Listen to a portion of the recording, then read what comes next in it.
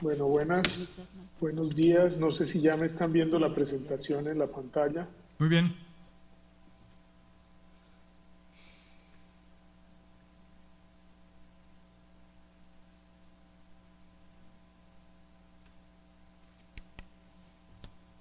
Adelante, doctor.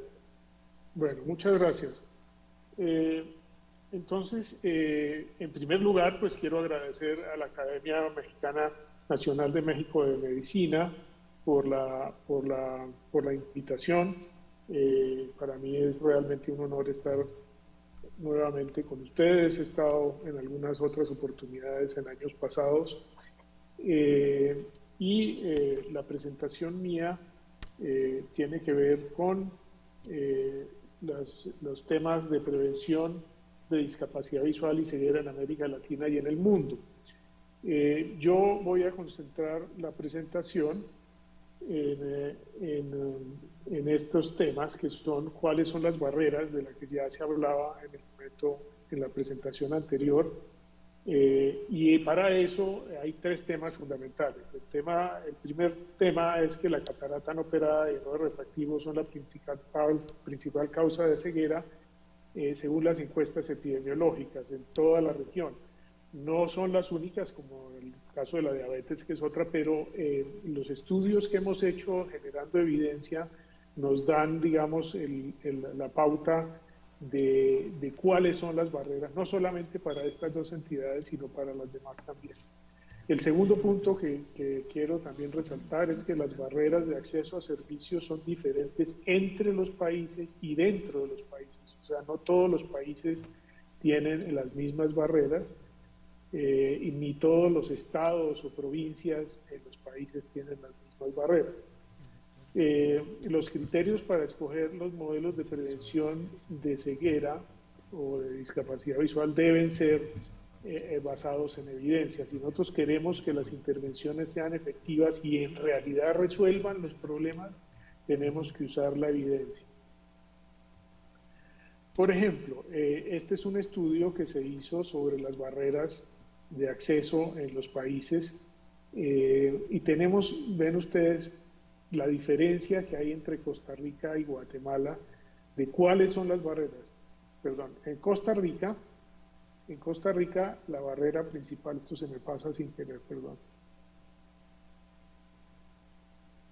En Costa Rica, la falta de necesidad de la cirugía es la principal barrera para no haberse operado. ¿Qué quiere decir eso? Quiere decir que la gente que se encuentra ceguera o con ceguera o con deficiencia visual en Costa Rica no había sentido la necesidad de ser operado. ¿Qué quiere decir eso? Quiere decir que hace falta que personas, por ejemplo, como ya se mencionó, personas adultos mayores, personas con diabetes, sean captados por los servicios de salud, sean informados sobre este tipo de problemas y para que ellos busquen los servicios. Entonces, en Costa Rica ese es el problema fundamental identificado para las personas con ceguera bilateral o unilateral. En el caso de Guatemala, el factor determinante es diferente, es el costo de la cirugía. Entonces, si nosotros quisiéramos hacer una intervención en Costa Rica, sería más promoviendo que haya una detección temprana y una educación a las personas, mientras que en Guatemala sería más que todo, la principal barrera sería financiar la cirugía de catarata para que el costo sea cubierto por el sistema.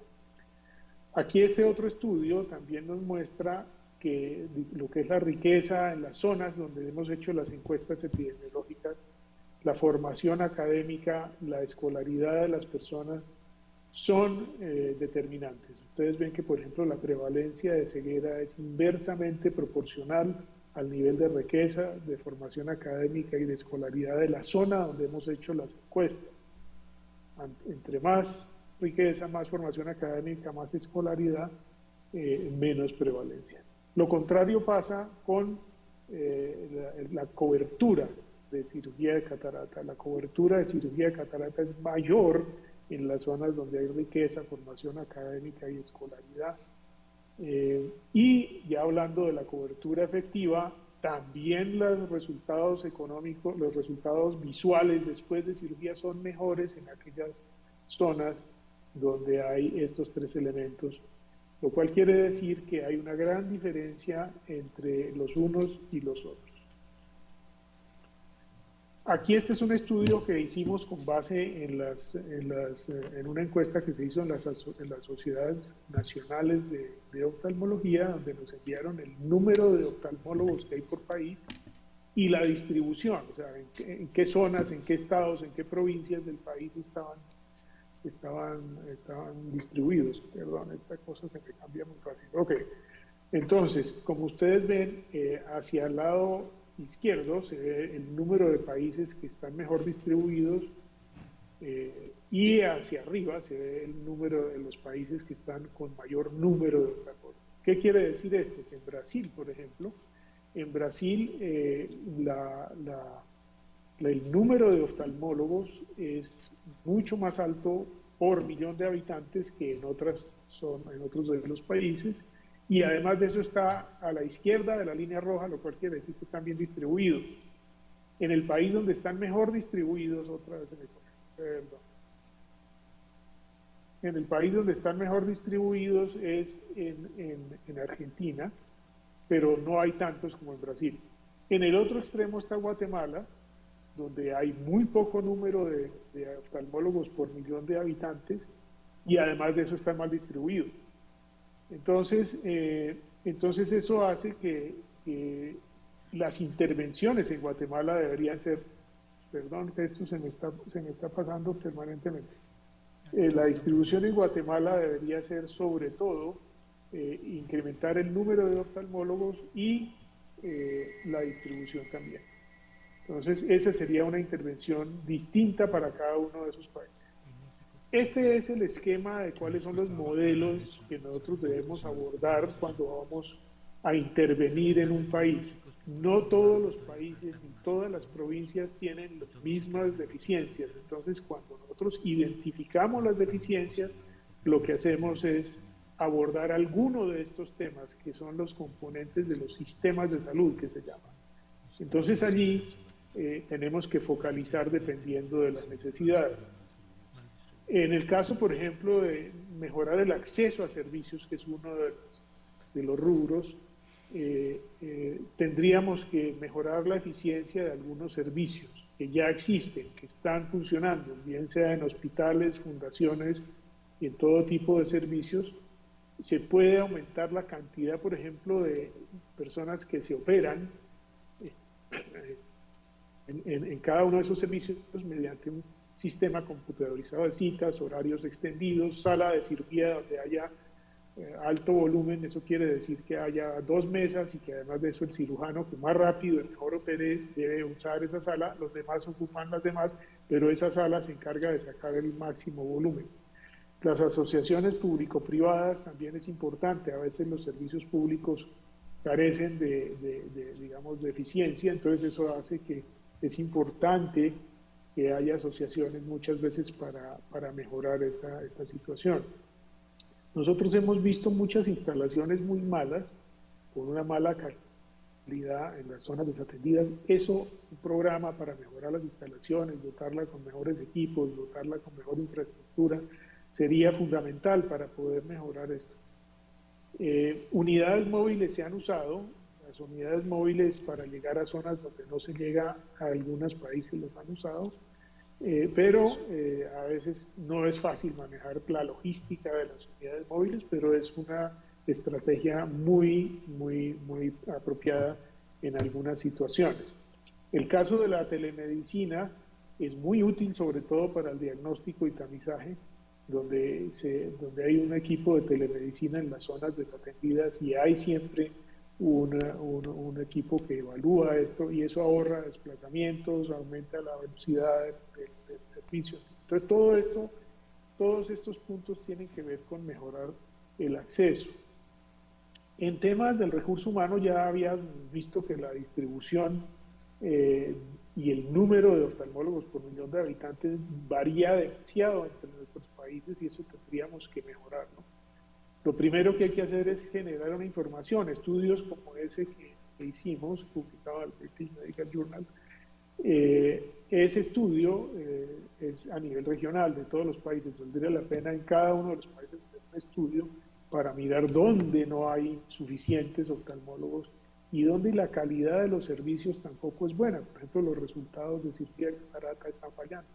Entonces, eso valdría la pena no para censurar a nadie ni nada, sino para planificar un poco, apoyar más esas zonas del país. Debería aumentarse cupos de escuelas de oftalmología para zonas desatendidas, porque aparentemente todo el mundo quiere quedarse en las capitales y eso es lo que hace que en muchas zonas de los países haya servicios sin oftalmólogo. Ahora, para que la gente se vaya allá, los oftalmólogos tendría que haber incentivos financieros, buenas condiciones de trabajo, infraestructura, equipos, algunos dicen que hasta alojamiento para la familia y mucha educación médica y seguimiento para asegurar que la calidad de quienes están allá funcione. Por eso la cobertura efectiva tiene que ser cuando la agudeza visual final es buena, porque si no, entonces no estamos haciendo nada operando pacientes que no recuperan su visión. En temas de legislación esto es bien importante y eso, digamos, los oftalmólogos y los médicos casi nunca nos metemos en eso, pero es esencial para que todo esto que hemos planteado funcione. Entonces, por ejemplo, en legislación, la idea sería integrar los servicios de salud ocular en la atención en el curso de vida. Ya en la presentación anterior la doctora lo explicó muy bien. Nosotros tenemos que asegurarnos que los servicios que atienden a adultos mayores, que los pediatras que atienden recién nacidos, incluso hasta los obstetras que van a tener madres con niños prematuros, todos ellos tienen que tener incluida la salud ocular dentro de su atención en el curso de vida, los niños en los colegios, en fin, las personas que atienden diabéticos, los médicos que atienden diabéticos. La salud ocular no debería ser una cosa externa, lejana, sino debería ser parte de sus funciones, de sus responsabilidades, y eso se logra mediante legislación. En legislación se puede asegurar que de esos servicios los adopten. El sistema de cubrimiento de costos, ese es un poco de los más difíciles, pero si se logran políticas y legislación donde se adopte esto, pues sería el ideal. Las guías de práctica clínica son esenciales porque las guías de práctica clínica lo que hacen es disminuir el ensayo-error que muchas gentes tienen, que muchos profesionales tienen. Las guías de práctica clínica lo que hacen es asegurar que la gente haga lo que tiene que hacer de acuerdo a los estándares que se han identificado.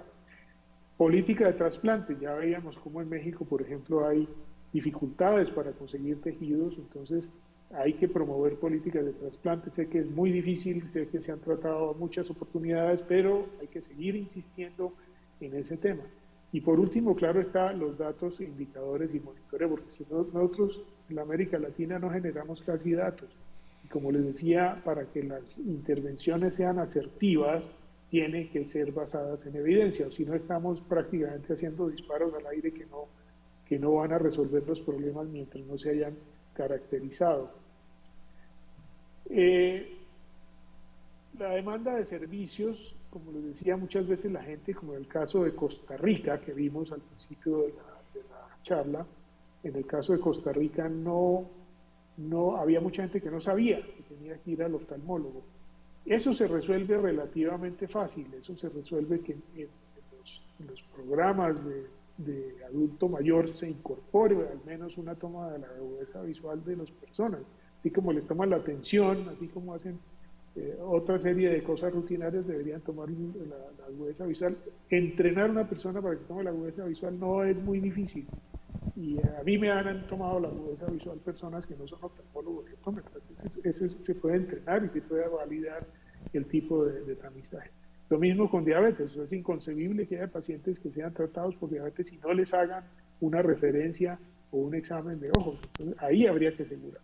Como les dije, materno-infantil también, ya esto se ha mencionado en las charlas anteriores, es necesario que ellos adopten eso, no se puede simplemente dejar un prematuro sin examen. Y en las escuelas, pues eso ha sido más tradicional, es necesario que se escoja mediante una guía de práctica clínica a qué edades en su país tienen este tipo de intervención. Y la educación a la comunidad en general, pero fundamentalmente a los que pertenecen a estos grupos es necesario, hay que hacerle hay que hacerle entender a la gente que no siempre uno se da cuenta que está perdiendo la visión y que es importante en los grupos de riesgo hacerse una toma de la agudeza visual.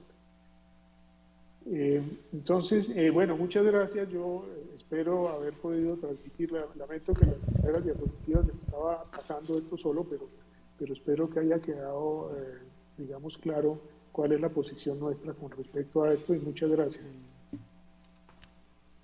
Gracias, doctor Silva. Doctor Fromo.